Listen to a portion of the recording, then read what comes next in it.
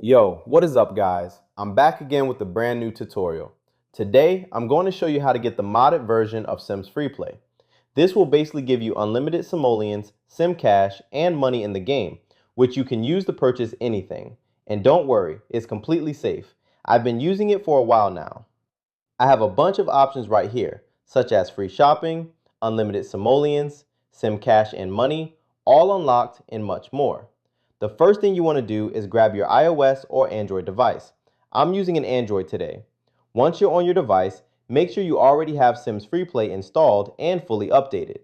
If you need to check, just go to the App Store or Google Play Store. Once that's done, the next thing you need to do is to simply head over to the pinned comments down below. There, I explain exactly where you can get Sims FreePlay ++. So, just head over to the pinned comments, leave a like if this method worked for you at the end, and that's it. See you all in the next video. Bye bye.